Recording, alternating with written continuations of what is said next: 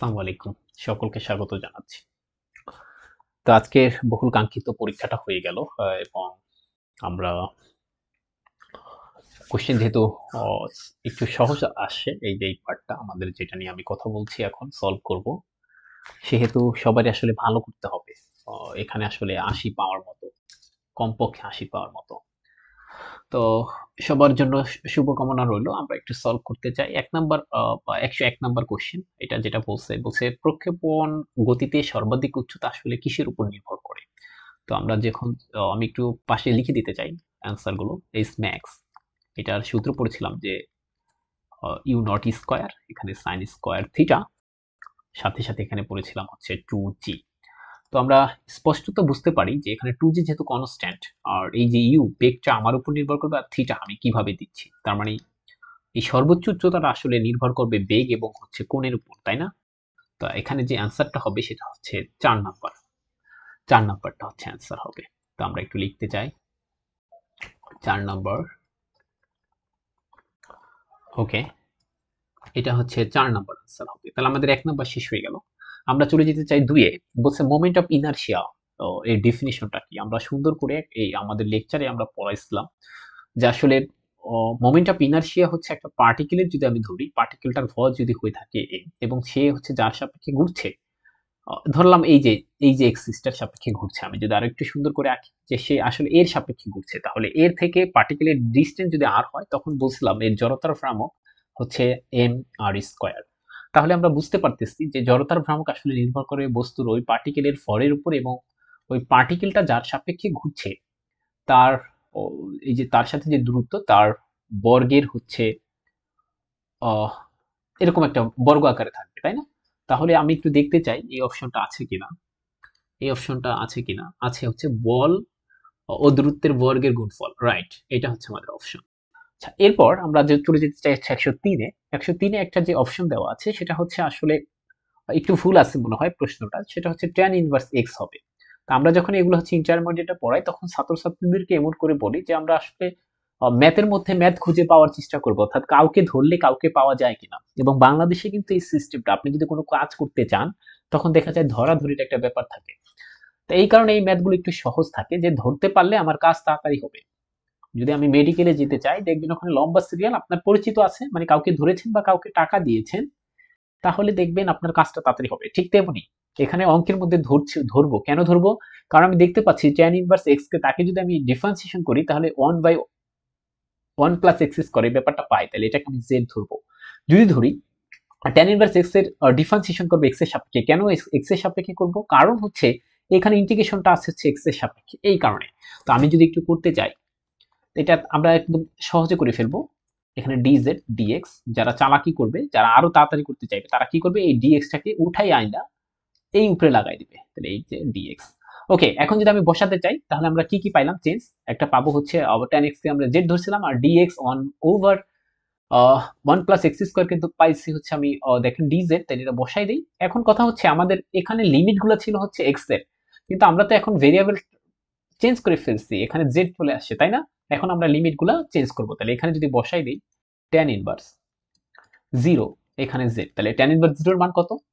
আপনারা হাতে কলমে করতে পারেন, ক্যালকুলেটরতে করতে পারেন। tan ইনভার্স tan আসলে এখানে 0 এর মান আমরা জানি 0, তাহলে z, তাহলে এখানে থাকবে হচ্ছে আপনার z 0, তার মানে লোয়ার লিমিটটা আমরা পাচ্ছি 0। আবার যদি আমি বসাই যে tan ইনভার্স x এর জায়গায় যদি আপার লিমিটটা 1 বসাই, আমরা জানি tan কত ডিগ্রির মান 1 π/4, তার মানে এখানে মান পাবো π/4, তাহলে এখানে বসাই দিলে π/4।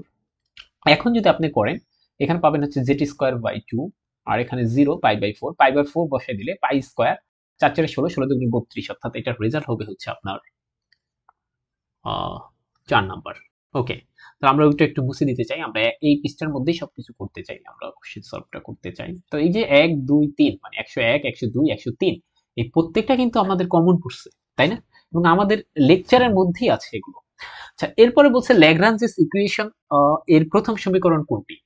তো এইটা মনে হতে পারে যে আমাদের মনে হয় লেকচারের মধ্যে পড়ে নাই, এরকম মনে হতে পারে, বাট আমি কিন্তু অ্যাডভান্স মেকানিক্সটা ধরলে আমি আপনাদের হয়তো একটু আরেক হতাশ হয়ে যেতে পারতেন। আমি এই কারণে অ্যাডভান্স মেকানিক্সটা ধরিনি। সেখানে আমি বলছিলাম আপনাদেরকে লেকচার 1 এবং লেকচার 2 নামক দুইটা পিডিএফ দিয়েছিলাম, সেখানে দেখবেন যে এরকম একটা ইকুয়েশন আছে, সেটা আজকে বলা হয় ল্যাগ্রাঞ্জেস ইকুয়েশন এর প্রথম সমীকরণ।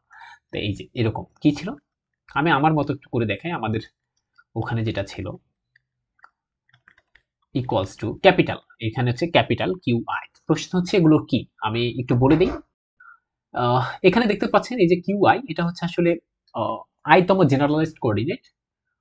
এই যে কিউ আই ডট, এটা আসলে বুঝতেই পারছেন ওই জেনারেলাইজড কোঅর্ডিনেটের ভেলোসিটি। আর এই ক্যাপিটাল কিউ আই দ্বারা আসলে বোঝাবে ওই জেনারেলাইজড কোঅর্ডিনেটের সাথে সম্পর্কিত যে একটা ফোর্স থাকে সেটা। তো কখনো কখনো এই ফোর্সটা জিরো হতে পারে, কোনো সমস্যা নাই, তাহলে এই ফোর্সটা জিরো হতে পারে।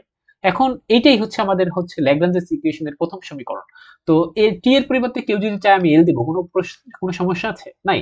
তাহলে এই ক্ষেত্রে আমাদের এটার অপশনটা হবে হচ্ছে এইটা, খ নাম্বার। ওকে, এরপর বলছে 105-এ যেতে চাই। আমরা একটা ম্যাট্রিক্স দেওয়া আছে, বলছে এর র্যাঙ্ক কত। তো আমরা জানি একটা ম্যাট্রিক্স যদি দেওয়া থাকে র্যাঙ্ক অনেকভাবে নির্ণয় করা যেতে পারে।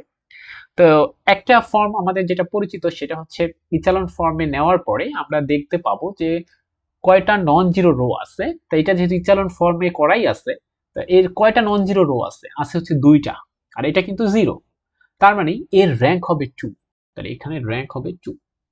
ওকে, এরপর আমরা 106 নম্বরে যেতে চাই। যারা আমাদের লাইভ ক্লাসটা করেছিলেন একদম প্রথম জীবনে আপনাদের সাথে প্রথম যেদিন কথা হয়েছিল, সেদিন হচ্ছে আমরা এটা বলছিলাম যে cos theta plus i sin theta এটা আসলে e to the power i theta, তাই না? ওকে, তাহলে আমরা এটার এই অপশনটা আর না বলি, এটা হচ্ছে মানে আসলে e to the power i theta. আচ্ছা, এরপরে বলছে বেসেল ইকুয়েশন সমাধান হয় কোন পদ্ধতিতে। যারা আমাদের বেসেল ইকুয়েশনের প্রথম ভিডিওটাও দেখছেন তারা সবাই বুঝতে পারবেন যে আমি বেসেল ইকুয়েশন পড়াতে গিয়ে আমি আপনাদেরকে পড়াইছিলাম analytic function, power series solution. অর্থাৎ এগুলা কেন পড়াইছিলাম, কারণ হচ্ছে আমরা এই যে বেসেল ইকুয়েশনকে সলভ করতে গেলে আসলে পাওয়ার সিরিজ সলিউশন দ্বারা আমরা কিছু একটা কাজ করি। তার মানে আসলে সিরিজ সলিউশন থেকে আমরা হচ্ছে আসলে বেসেল ইকুয়েশনটা সলভ করি। তাহলে এখানে এই অ্যান্সারটা হবে আসলে সিরিজ সলিউশন। ঠিক আছে, এরপরে আমরা পরবর্তীতে যেতে চাই, সমবাহু ত্রিভুজের সেন্টার অফ গ্র্যাভিটি থাকে কোথায়, এটা চাইছে। আচ্ছা, পরবর্তী কোশ্চেনটার জন্য আমি মনে হয় আপনাদেরকে বিভিন্ন জিনিসের সেন্টার অফ গ্র্যাভিটি কোথায় সেটা দিয়েছিলাম। তো এইটা মনে হয় দিছে কিনা আমার জানা নেই যে সমবাহুটা দিয়েছি কিনা। তো এটা আসলে দেওয়ার প্রয়োজনও পড়ে না, কারণ এটা ছোট কাল থেকে আমরা পড়ছিলাম যে সমবাহু ত্রিভুজের আসলে যে ভরকেন্দ্র বা সেন্ট্রয়েড সেটা আসলে মধ্যমার ছেদবিন্দুতে হয়ে থাকে, তাই না? তিনটি মধ্যমার ছেদবিন্দুতে হয়ে থাকে, সবার মনে থাকার কথা। তাহলে তিনটি মধ্যমার ব্যাপারটা তো আপনারা বুঝতে পারছেন, এই যে এরকম একটা ব্যাপার থাকে, এরকম এখান থেকে এখানে যাবে, এখানে যাবে, এখানে যাবে, এরা 2:1 অনুপাতে করে। ওই যে যেই জায়গায় ব্যাপারটা সেটা হচ্ছে আমি একটু কালো কালিতে দিয়ে এই যে এখানে হচ্ছে তার ভর কেন্দ্র থাকে, এরকম আমরা বলছিলাম। তো এই অপশনটা কোথায় আছে দেখি আমরা, এই অপশনটা আছে হচ্ছে আপনার, ওকে এই যে আছে, কেন্দ্রীয় লম্বে শীর্ষ হতে 2:1 অনুপাতে। আচ্ছা, এটা হবে। আচ্ছা, এরপর আমরা আনস্টেবল ইকুইলিব্রিয়াম কোনটি, আমি এটার উদাহরণ দিতে গিয়ে আমি বলছিলাম এরকম একটা ব্যাপার আপনাদেরকে আইকে দিছিলাম, দেখেন আপনাদের সবার খেয়াল থাকার কথা যে এরকম একটা উদাহরণ দিছিলাম আর এরকম একটা উদাহরণ দিয়েছিলাম। এখন ধরেন এটা হচ্ছে গ্লাসের মতো লাগছে, এটা একটা গ্লাস, এই যে এই ফিগারটা, এটা ফার্স্ট ফিগার দিলাম। এখানে যদি আমি একটা বল রাখি তারপর একটু লড়াচড়া দিই, কিছুক্ষণ পর আবার কিন্তু সে এই জায়গায় এসে বুঝবে। কিন্তু এখানে যদি একটা বল থাকতো, উল্টানো গ্লাস, এবার যদি এখানে আমি লড়াচড়া দিতাম সে পড়ে যেত আর কিন্তু তার পূর্বের অবস্থায় ফিরে আসতো না। তাহলে এইটাকে বলা হবে আনস্টেবল, আর নিচের চিত্রটাকে বলা হবে স্টেবল। তাহলে আমাকে বলছে আনস্টেবল এর ক্ষেত্রে আসলে কোনটি হবে, তাহলে আমি একটু দেখতে চাই এটা কোনটা হবে। আনস্টেবল এর ক্ষেত্রে কোনটা হবে, তাহলে উল্টানো গ্লাসের উপর বল রাখা। দেখে তোমরা বুঝতে পারছো কিনা? ওকে, এরপর বলছে 110 নাম্বার যে স্পর্শকের ঢাল কি দ্বারা নির্ধারিত হয়। ঠিক আছে, তো আমরা ডিফারেন্সিয়েশনে যারা বেসিক বলি, বেসিক বুঝি, সেটা হচ্ছে কি যে ডিফারেন্সিয়েশনের বেসিক হচ্ছে, একদম বেসিক হচ্ছে ফিজিক্যালি ডেরিভেটিভ দ্বারা আমরা আসলে কি বুঝাই। ফিজিক্যালি যেমন এটা দ্বারা আমরা আসলে কি বুঝাই, বলছে এটা দ্বারা আমরা আসলে একটা রেট অফ চেঞ্জ বুঝাই, কিন্তু জিওমেট্রিক্যালি হচ্ছে কি বুঝায়, বলছে এটা একটা ট্যানজেন্টের বা স্পর্শকের, ট্যানজেন্টের বা কি বলছি স্পর্শকের কি বুঝায়, ঢাল বুঝায়। তাহলে আমাদের এই অপশনটা একটু দেখতে পেলে, তাহলে এটা হবে হচ্ছে ঢাল বুঝাবে আসলে এই যে ডেরিভেটিভ দ্বারা। দেখি তো বুঝতে পারছে কিনা। ওকে, এরপর বলছে সিম্পল হারমোনিক মোশনের সময়কাল নির্ভর করে, এটি নির্ভর করে কিসের উপর। আমরা জানি সিম্পল হারমোনিক মোশনের ক্ষেত্রে আমরা যেভাবে পড়াইছিলাম এর পিরিয়ড বা সময়কাল আসলে এরকম একটা ব্যাপার ছিল, দেখি তো। আর আমি বলছিলাম যদি আপনারা এরকম না পড়ে ছোটকালের মতো পড়েন, আমি একদম এই বইয়ের কথাও বলে দিয়েছিলাম যে একাদশ শ্রেণীর অষ্টম অধ্যায় যায় দেখবেন এরকম একটা ব্যাপারও থাকে, এখানে ওমেগা থাকে। দেখি তো বুঝতে পারছেন কিনা। এখানে ওমেগা থাকে, আর সেই ওমেগা সমান এরকম একটা কিছু একটা লেখা যায় তো কি, কে বাই এম। এটাকে যদি আমরা সুন্দর করে লিখি তাহলে এম কে, অর্থাৎ কার কার উপর নির্ভর করলো, ভর, এবং এটা হচ্ছে স্প্রিং ধ্রুবক বলা হয় কে কে, তাই না? তাহলে ভরও এর উপর নির্ভর করে এবং স্প্রিং ধ্রুবকের উপর নির্ভর করে। ওকে, তাহলে এটার আনসারটা কি হবে? এটা ভর এবং স্প্রিং ধ্রুবকের উপর। ঠিক আছে। আচ্ছা, এরপর বলছে যে বেসেল ফাংশন সাধারণত ব্যবহৃত হয়। তো এটা যদি কেউ বেসেল ফাংশন লেখা সার্চ করেন যে এটা কোন কাজে ব্যবহার করব, তাহলে দেখবেন এর প্রত্যেকটা জিনিসের জন্য ব্যবহার করা হয়। তাহলে এটা আসলে সবগুলো, এটার ব্যাখ্যা কি করব?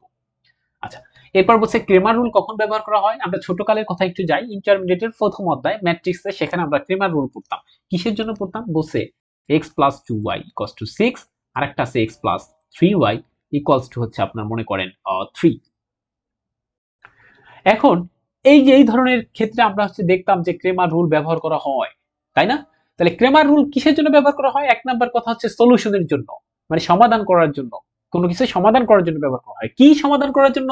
বলছে একঘাত সমীকরণ। দেখেন, এখন একঘাত সমীকরণ শুধু না, একঘাত সমীকরণ জোট, এবং সব সমীকরণ জোট না, এবং এই যে এদের কোফিসিয়েন্ট ম্যাট্রিক্স থাকে কিন্তু স্কয়ার ম্যাট্রিক্স হইতে হয়, তাই কিনা? এটা কিন্তু মনে রাখতে হবে। তার মানে সমীকরণ জোট মানে একটা সিস্টেম অফ লিনিয়ার ইকুয়েশনকে আমরা যদি সলভ করতে চাই তখন আসলে ক্রেমার রুলের প্রয়োজন হয়ে থাকে। তাহলে এটা কোথায় আছে?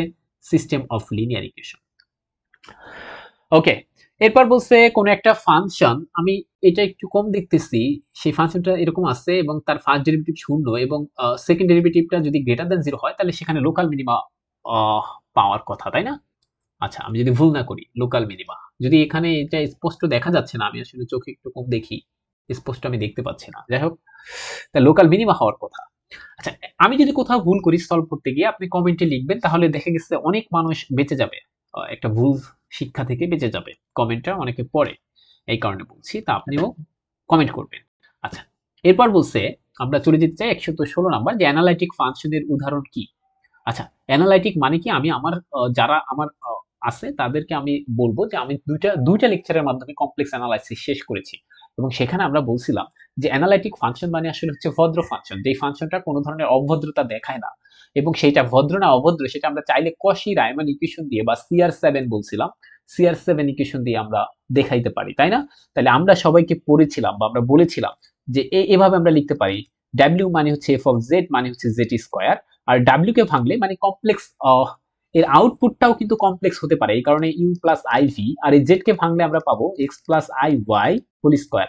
এখন যদি ভেঙে দেই তাহলে পাবো X square minus Y square, একটা আই 2xy। এখন যদি আমি এখানে সহগ সমীকৃত করি তাহলে ইউ সমান আসবে হচ্ছে এক্স স্কোয়ার ওয়াই স্কোয়ার, আর ভি সমান আসবে হচ্ছে 2xy। এবং দেখেন আপনি, যেখানে ইউ কে যদি পার্শিয়াল ডেরিভেটিভ করেন উইথ রেসপেক্ট টু এক্স, এবং ভি কে যদি আপনি পার্শিয়াল ডেরিভেটিভ করেন উইথ রেসপেক্ট টু ওয়াই, তাহলে সমান হবে।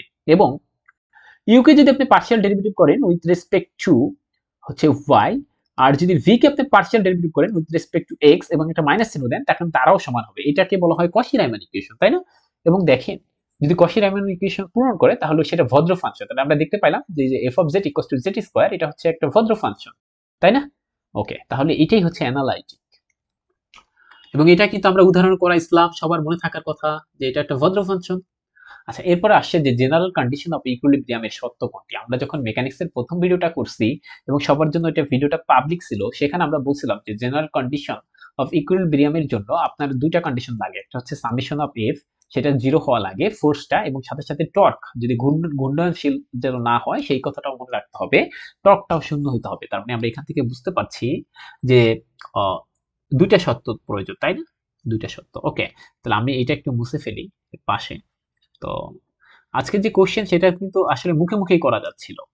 আচ্ছা, এরপর বলছে প্যারালাল অ্যাক্সিস থিওরাম কি বলে। আমাদের প্যারালাল অ্যাক্সিস থিওরাম আসলে যেটা বলে সেটা হচ্ছে আপনারা, আমি এর যদি একটু একটা কথা বলতে চাই, সাপোজ মনে করেন আপনি এই পয়েন্টে এই ভর কেন্দ্র আপনি জানেন, তখন বলছে এর সাপেক্ষে যদি আপনি অন্য কোনো কিছু, সাপোজ, আমি কিন্তু আবার বলছি, সাপোজ এরকম একটা বস্তু আপনার কাছে দেওয়া আছে, এরকম একটা বস্তু আপনার কাছে দেওয়া আছে, এবং এইটার ভর কেন্দ্র হচ্ছে এখানে।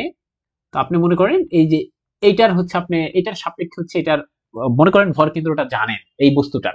এখন যদি আপনি চায়, সাপোজ প্রশ্নকর্তা চাইলো যে এইটা না, এই ফিক্সড লাইনটা এটা না, যদি ফিক্সড লাইনটা এইটা মনে করেন, এর সাপেক্ষে আপনার বের করতে হবে জড়তার ভ্রামকটা সাপোজ, তখন আপনি কিভাবে বের করবেন সেটা বলছে, একটা সূত্র আছে প্যারালাল এক্সিস থিওরাম। সেই সূত্রটা হচ্ছে এরকম থাকে, যদি আপনারা ইন্টারমিডিয়েটে পড়ে থাকেন, যে তখন হবে হচ্ছে আই সি এম, অর্থাৎ এইটার সাপেক্ষে জড়তার ভ্রামক, এই যে কালোটা এইটার সাপেক্ষে, তারপর একটা এম, তারপর ডি, ডি মানে এই ডিস্টেন্সটুকু। দেখেন ছোটকালে এগুলো পড়ছিলেন তাই না? তাহলে আসলে এইটা কোথায় আছে আমরা সেটাই দেখবো, সেটাকে আমরা দাগাবো। তাহলে এটা দেখেন কোথায় আছে, এটা আছে, সেটা ইন্টারের পড়া, এই কারণে হয়তো আমি পড়াই দেই নাই। এই যে এটা 3 নাম্বার। ওকে, এটা বলছে। এরপর বলছে যদি একটি ফাংশন কশি রাইমান ইকুয়েশন শর্ত পূরণ করে তখন সেটাকে কি বলে, ভদ্র ফাংশন মানে অ্যানালাইটিক ফাংশন। ওকে, তা যে লিনিয়ার অ্যালজেব্রার বেসিস বলতে কি বোঝায় দেখেন, এখানে এত সহজ দিছে, আর আমরা এর থেকে হাই লেভেলের করাইছি, এবং লিনিয়ার অ্যালজেব্রা কত ভিডিও করছি তাই না, ভেক্টর স্পেসের উপর দেখেন পারলে। হ্যাঁ বলতে পারেন ওইটা তো আমি শিখবো কেন, আপনি তো আমাদেরকে বেশি বেশি করাইছেন, আবার মনে মনে গালি দিতে পারেন এই ব্যাটায় বেশি করাইছে, একটাও আসে নাই, কঠিন গুলো আসে নাই, সব সহজ আসছে, আজকে না আসলে কালকে আসতে পারে না। তাহলে বেসিস হওয়ার জন্য সাপোজ ভি একটা ভেক্টর স্পেস, একটা সেট আছে এস, এই সেটটাকে আমরা বেসিস বলতে পারবো দুইটা কন্ডিশন পূরণ করলে। এক, এসটাকে লিনিয়ারলি ইন্ডিপেন্ডেন্ট হতে হবে, 2 নাম্বার এই এস দ্বারা ভি কে ক্রিয়েট করতে হবে, মানে L of S equals to B. এটা দ্বারা বোঝায় কি, ওই যে এস নামক সেটটা দ্বারা ভেক্টর স্পেস ভি কে আমি হচ্ছে ক্রিয়েট করতে পারবো বা তৈরি করতে পারবো। দেখি এটা কোথায় আছে, কোনটা বলছে, আমরা কত নম্বরে ছিলাম, আমরা লিনিয়ার অ্যালজেব্রা বেসিস বলতে বোঝায় একটি একক ভেক্টর না, একটি একক ভেক্টর যা সাধারণ, আচ্ছা, একটি এমন একটি ভেক্টর যা সাধারণ এবং স্পেসটি জেনারেট করে। ইয়েস, এই যে জেনারেট করা, মানে আমি বাংলা বুঝতেছি না, তারপর আমি একটু লাইন দেখছি জেনারেট, এই কারণে আমি বুঝে ফেলছি যে ওইটাই হবে অপশন। আচ্ছা, তো এরপরে সিম্পল হারমোনিক মোশনের সাধারণ সমীকরণ আমি বলে দিয়েছিলাম, একদম এটা সবার পারার কথা। এটা দেখেন আমি দুই ভাবে বলছিলাম যে আমরা ছোটকালে এমনি পড়ি, বড়কালে এমনি পড়ি, আমি একটু পেঁচায় পড়াচ্ছি, এটা বুঝলাম। টর্কের একক কি, টর্কের একক নিউটন মিটার, এটা আর কি যাব, এটার ব্যাখ্যা যদি চায় কেউ তখন আসলে দুর্ভাগ্য, নিউটন মিটার। ওকে, আচ্ছা, এরপর কি বাচ্চর এর প্রিন্সিপাল মূলত কোন বিষয় বিশ্লেষণ করে, আমরা জানি এটা সাম্য অবস্থা থাকবে, সুতরাং কোন কিসের মধ্যে যায় দেখবে সাম্য অবস্থা আছে, সুতরাং এই সাম্য অবস্থা। আচ্ছা, মানে সহজ কথা, বৃত্তের সাধারণ সমীকরণ কোনটি, অনেকে কি করবে আবেগের বসে এইটা দাগাই দিবে, বাট না, এটা সাধারণ সমীকরণ না, এইটা হচ্ছে বৃত্তের সাধারণ সমীকরণ এটা। আচ্ছা, বলছে এ আর দুইটা ভেক্টর, তারা যদি ডট গুণনটা 0 হয় তাহলে ভেক্টর দুইটা কিরকম হবে, ডট গুণন 0 মানে AB cos theta cos 90 degree মান 0, তার মানে পরস্পর লম্ব হবে। ওকে, এবার বলছে গুণোত্তর ধারা এরকম আছে, একটা গুণোত্তর ধারা আছে, আমরা জানি গুণোত্তর ধারা মানে এ আর স্কয়ার, এইগুলো আমি পড়াইছি, সবাইকে এগুলো পড়াইছি। তাহলে এর এস ইনফিনিটি কত এটাও জানতে চাইছে। আমরা বলছিলাম যে এস এন মানে কত আগে সেটা বুঝছেন, এস এন মানে a 1 r to the power n a 1 minus r, ঠিক আছে, যেখানে ওয়ানটা কি বড়, ঠিক আছে, এটা কিন্তু একটু মনে রাখতে হবে। আচ্ছা, ওয়ানটাও আর থেকে বড়। আচ্ছা, তাহলে এবার বলেন আপনাকে আমি বলতে চাই, আপনি একটু শুনেন, এবার ওরা কি বলে দিচ্ছে সেটা একটু দেখেন।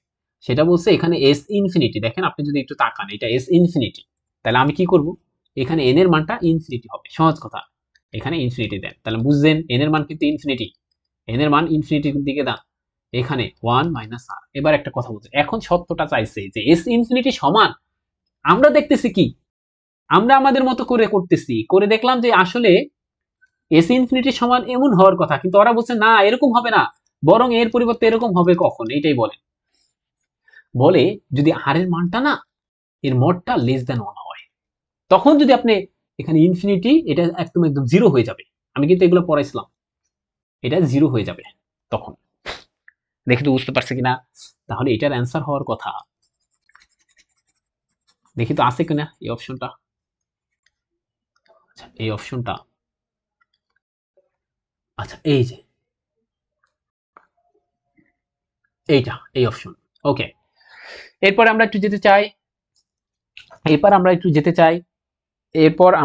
চাই, পরবর্তীটায় গুণোত্তর ধারা, গুণোত্তর ধারা তো করলাম 126, যদি এ একটা 2/3 ম্যাট্রিক্স হয়, দেখি এ সমান 2/3, আর বি আর একটা ম্যাট্রিক্স আছে সেটা হচ্ছে আসলে 3/2।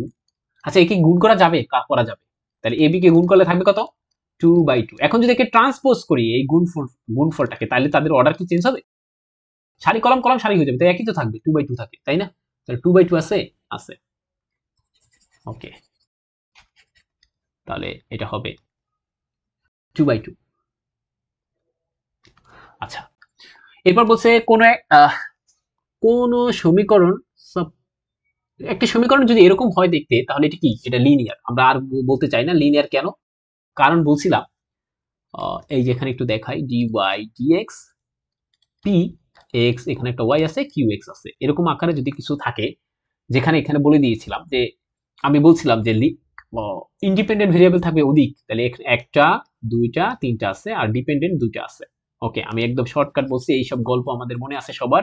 লিনিয়ারের আসল ব্যাখ্যা হচ্ছে ডিপেন্ডেন্ট ভেরিয়েবল এবং ডেরিভেটিভ এরা গুণ আকারে থাকবে না, ডিপেন্ডেন্ট ভেরিয়েবল এবং ডেরিভেটিভ এরা গুণ আকারে থাকবে না, ডিপেন্ডেন্ট ভেরিয়েবল সবসময় কি হবে? পাওয়ার 1 হবে। মনে আছে এগুলো? আচ্ছা, তাহলে এটা লিনিয়ার। আচ্ছা, বলছে রেশিও টেস্ট কখন প্রয়োজন হয়? আরে বাবা, এর থেকে বড় বড় জিনিস আমরা করেছিলাম, সিরিজ কনভার্জেন্স নাকি ডাইভারজেন্স সেটা নির্ণয় করতে হয়, তাই না? আমরা কি শুধু রেশিও টেস্ট পড়ছি? আমরা ডিএলএমবেট রেশিও টেস্ট পড়ছি, অনেক কিছু পড়ছি আমরা। আপনি আমাদেরকে এটা দিয়েছেন কেন? Arithmetic mean greater than geometric mean greater than harmonic mean, এটা কেবলমাত্র সত্য কখন? এটা কখন সত্য? এটা যে কোনো বাস্তব সংখ্যার ক্ষেত্রেই সত্য হওয়ার কথা, তাই না? যে কোনো বাস্তব সংখ্যার ক্ষেত্রে। আচ্ছা, এরপর বলছে যদি কোনো কণার উপর কর্মরত সমস্ত বলের ভেক্টর যোগফল 0 হয়, তবে কণা সাম্য অবস্থায় থাকবে। ওই যে আমরা বললাম। আচ্ছা, ই টু দি পাওয়ার এক্স এর ম্যাকলরিন সিরিজটা কি ধরনের হবে? কি বলছে আবার একটু পড়ি। আচ্ছা, আমরা কিন্তু এটাও পড়ছিলাম, টেইলর সিরিজ। এটা পড়তে গিয়ে আমরা কিন্তু এইসব কথা বলছিলাম, দেখি তো সবার মনে আছে কিনা, সবার মনে থাকার কথা কিনা। ওকে, তাহলে এখানে আমরা একটু দেখতে চাই যে কি ঘটনা ঘটবে। আমরা বলছে ই টু দি পাওয়ার এক্স এর ম্যাকলরিন সিরিজ কি ধরনের? Finite polynomial, infinite polynomial, power series. Okay, তাহলে এটা ডাইভারজেন্স সিরিজ, উপরের কোনটি নয়। ওকে, এটা যেটা আমরা পড়াইছিলাম ইনফাইনাইট পাওয়ার সিরিজ হবে, ইনফাইনাইট পাওয়ার সিরিজ হবে। দেখি তো বুঝতে পারছি কিনা, কেমনে পড়াইছিলাম দেখি তো সবার মনে আছে কিনা, আমাদের ওই লেকচারটা যাবেন। ই টু দি পাওয়ার এক্স, আমি বলছিলাম যে পাওয়ার সিরিজ আসলে কি, আর এমনিতে সিরিজ আসলে কি। পাওয়ার সিরিজ হচ্ছে, আপনি একটু বুঝেন, আমি যখন বলছিলাম যে এরকম আকারে থাকবে, এটার ব্যাপারটা আর ইকুয়াল টু 0 থেকে শুরু হবে, আর অন্যান্য সিরিজের ক্ষেত্রে আর ইকুয়াল টু 1 থেকে শুরু হয়। দেখি তো আমরা বুঝতে পারছি কিনা। তাহলে এই ব্যাপারটা একটু দেখেন, এটা হচ্ছে আপনার ইনফাইনাইট পাওয়ার সিরিজ। আরো বিস্তারিত ব্যাখ্যা আছে, আমরা এখন একটু বিখ্যাত বিস্তারিত ব্যাখ্যাটা বলছি না। আচ্ছা, এর পরবর্তীটা কি বলছে? 132 নাম্বারটা একটু দেখতে চাই, এটা একটু করতে চাই। কি দেওয়া আছে? এফ অফ এক্স সমান হচ্ছে x cube minus 4x square. তাহলে ফার্স্ট ডেরিভেটিভ করতে চাই, ফার্স্ট ডেরিভেটিভ করলে আসবে 4x কিউব, এখানে 8x, এখানে যেটা পাবো দিন শেষে কি পাবো? আচ্ছা, এটাকে এখন আমরা ফার্স্ট ডেরিভেটিভটাকে আমরা শূন্য ধরতে হবে, শূন্য ধরলে যেটা পাই 4x cube minus 8x equal to 0। এখান থেকে আমি যে কাজটা করতে পারি, x যদি কমন নেই তখন যেটা পাবো, আচ্ছা আরেকটা কাজ করি, 4 দিয়ে আগে হচ্ছে ভাগ করে দিই, 4 দিয়ে ভাগ করলে আমরা এখানে পাবো হচ্ছে x cube minus 2x equal হচ্ছে 0। আচ্ছা, এখান থেকে আমরা যে কাজটা করতে পারি, এক্স কমন নিলে এক্স স্কোয়ার মাইনাস 2 ইকুয়াল হচ্ছে 0, আর এখান থেকে যেটা পাবো এক্স ইকুয়াল টু 0, আর এটা পাই হচ্ছে এক্স স্কোয়ার ইকুয়াল টু কত? এর পাশে 2, তার মানে এক্স সমান হচ্ছে প্লাস মাইনাস, ওকে, প্লাস মাইনাস √2। দেখেন কোথায় কোথায় পাওয়া যেতে পারে, আমাদের যে ক্রিটিক্যাল পয়েন্ট সেটা হচ্ছে পাইলাম একটা 0, আর একটা পাইছি প্লাস মাইনাস √2। তাহলে এখানে কি কি আছে? 0 প্লাস মাইনাস 1 প্লাস মাইনাস 2, তার মানে আসলে 0তেই পাওয়া যায়। আর এখন আপনি চাইলে আরেকটু সেফটির জন্য আপনি একটা কাজ করতে পারেন, সেটা হচ্ছে সেকেন্ড ডেরিভেটিভটা বের করে ফেলতে পারেন। সেকেন্ড ডেরিভেটিভ বের করলাম, বের করলে আসবে হচ্ছে 12x স্কোয়ার, ওখানে থাকবে হচ্ছে 8। এখন যদি আপনি এখানে 0টা বসায় দেন, 0 বসালে নেগেটিভ পাচ্ছেন, তার মানে 0তেই, একদম 0তেই পাবেন। ওকে, এই 0তে পাবেন। আচ্ছা, আমরা এই বাকিগুলো একটু মুছে দেই। 0 তো পাচ্ছেন। আচ্ছা, এর পরবর্তীটা একটু যেতে চাই।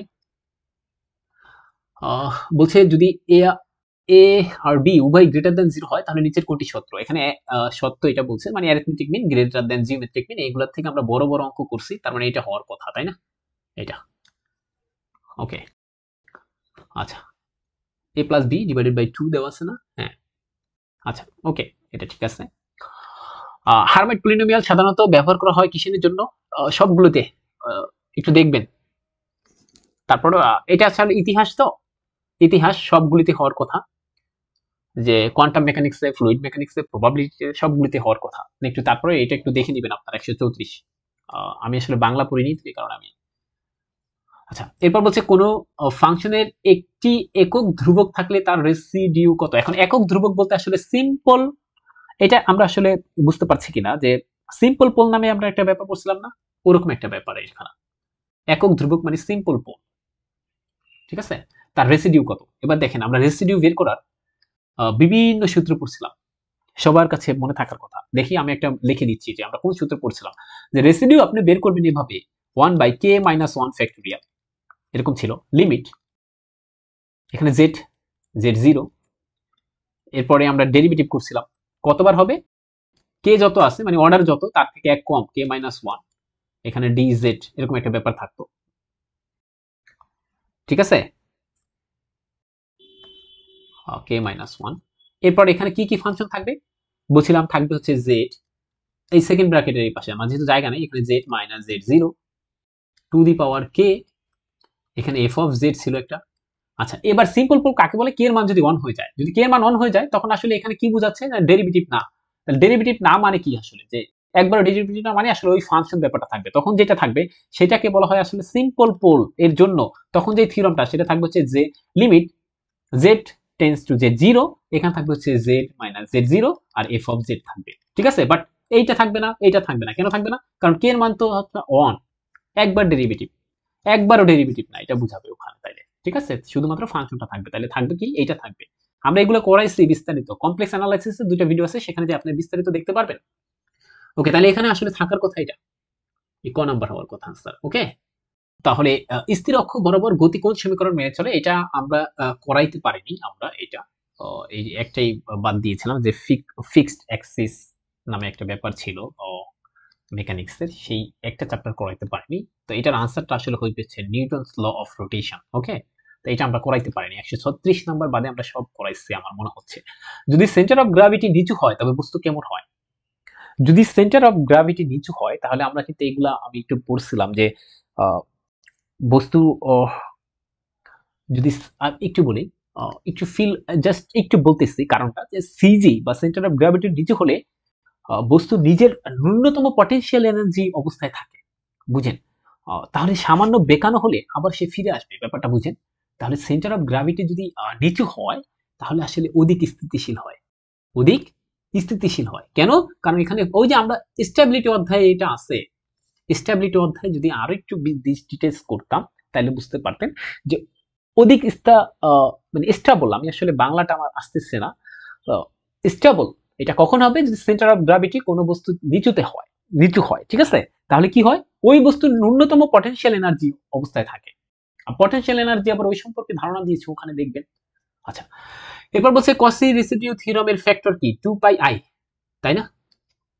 কসি রেসিডিউ থিওরাম 2πi, তারপর হচ্ছে সাম অফ রেসিডিউ, কসি রেসিডিউ থিওরামের ফ্যাক্টর। ওকে, এরপর কি বলছে? এফ অফ এক্স যদি একটা ইনক্রিজিং ফাংশন হয় তাহলে তার ফার্স্ট ডেরিভেটিভটা গ্রেটার দ্যান 0 হবে, এগুলো আমরা পড়াইছি। আচ্ছা, এই যে এইটা আমি পারতাম না, আপনারা পারতেন, এটা আমি পারতাম না, কারণ আমি এটা জানি না। কেন? এটা হচ্ছে আমরা পড়াইছি, বাট আমি নিজে বাংলাটা জানতাম না। এই যে পি সিরিজ, আমি এটা পড়াইছিলাম যে পি এর মান যদি গ্রেটার দ্যান 1 হয় তখন ওটাকে আমরা বলে থাকি কনভারজেন্ট, এন্ড কনভারজেন্টের বাংলা কি এটা আমি জানতাম না। আমি এখন এই যে নেট সার্চ করব, তারপর আপনাকে বলবো যে কনভারজেন্টের বাংলা কি, ঠিক আছে? তাহলে আমি একটু কনভারজেন্টের বাংলাটা দেখে নেই। ওকে, কি যেন একবার পড়ছিলাম, কনভারজেন্ট মানে এর আগে তো বললাম কনভারজেন্ট। আচ্ছা, অভিসারী, অভিসারী হওয়ার কথা। আমি যদি বাংলাটা ভুল না করি, এই যেখানে পি, এখানে মনে হয় এন স্কোয়ার আছে, আমি যদি ভুল না দেখি, যদি স্কোয়ার হয় মানে 1 থেকে বড় হয় তখন এটা কনভারজেন্ট। কনভারজেন্টের বাংলা আমি ধরে নিয়েছি হচ্ছে অভিসারী, ঠিক আছে?